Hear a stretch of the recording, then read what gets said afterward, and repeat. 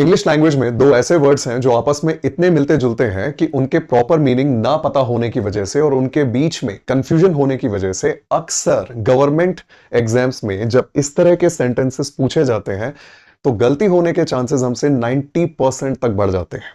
और वो कौन से दो वर्ड्स हैं जिनकी वजह से चांसेस इतने बढ़ जाते हैं, उनको जानने से पहले आइए ये जानते हैं कि इस सेंटेंस का मतलब क्या है।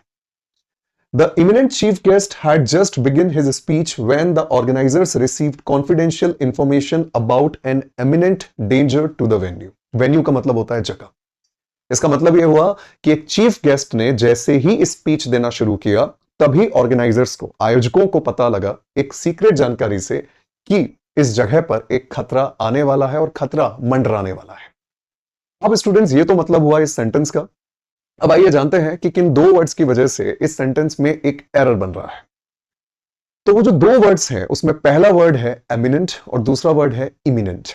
जब मैंने ये वर्ड्स आपके सामने बोले फर्स्ट टाइम तब आपको जरूर कंफ्यूजन हुआ होगा और यही कंफ्यूजन अक्सर स्टूडेंट्स को होता है और इस वजह से वो अपने मार्क्स खो देते हैं और सरकारी नौकरी उनके हाथ से स्लिप हो जाती है।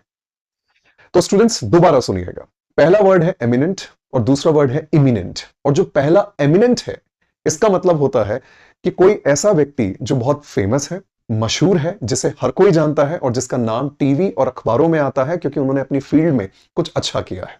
तो किसी प्रसिद्ध व्यक्ति के लिए, मशहूर व्यक्ति के लिए आप एमिनेंट शब्द का इस्तेमाल करते हैं।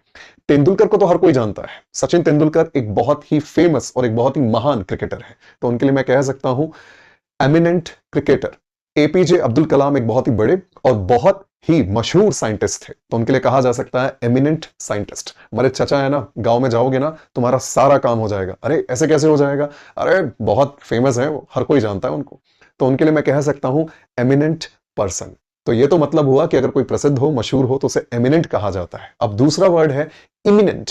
इमिनेंट का मतलब होता है likely to happen very soon. इसका मतलब कोई भी काम बस होने ही वाला है, कोई घटना घटने ही वाली है। अरे ये बादल बहुत ही काले और घने हो रहे हैं, बारिश होने वाली है। The rain is imminent. Report card यार मेरी मम्मी ने देख लिया है। तो क्या हुआ, देख लिया है तो?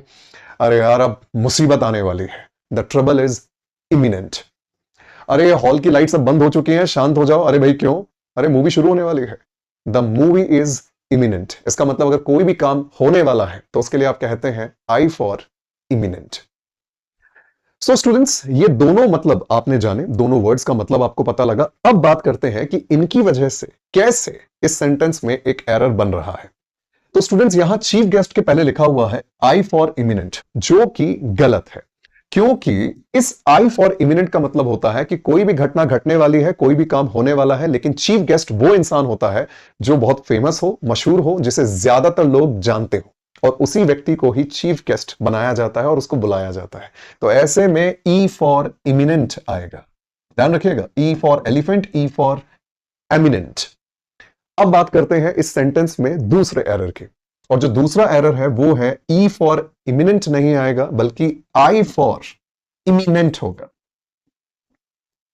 अब आप कहेंगे सर ये क्यों हो गया? बताने वाली बात ही नहीं है, क्योंकि कोई भी खतरा जो होता है वो कभी भी फेमस या मशहूर नहीं होता। खतरा मंडराता है।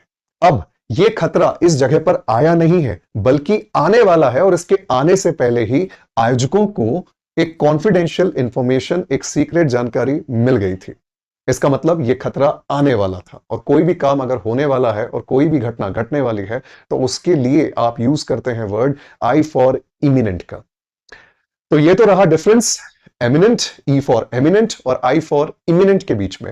मैं उम्मीद करता हूं स्टूडेंट्स ये दो वर्ड्स को लेकर जो कंफ्यूजन है वो आपको क्लियर हुआ होगा, और उम्मीद करता हूं कि अगर भविष्य में ऐसा कोई सेंटेंस आपसे पूछा जाता है जिसमें आई फॉर इमिनेंट की जगह ई फॉर एमिनेंट रख दिया जाए और ई फॉर एमिनेंट की जगह आई फॉर इमिनेंट रख दिया जाए, तो आप आसानी से उस सेंटेंस में इन वर्ड्स को टैकल कर पाएंगे और गलती से बचेंगे। उम्मीद करता हूं ये सेशन आपको पसंद आया होगा, और अगर पसंद आया हो तो अपने दोस्तों के साथ इसे जरूर शेयर करें और इस चैनल को लाइक एंड सब्सक्राइब जरूर करें। मिलेंगे एक नए सेशन में नई चीजों के साथ, तब तक के लिए थैंक यू सो मच। जय हिंद।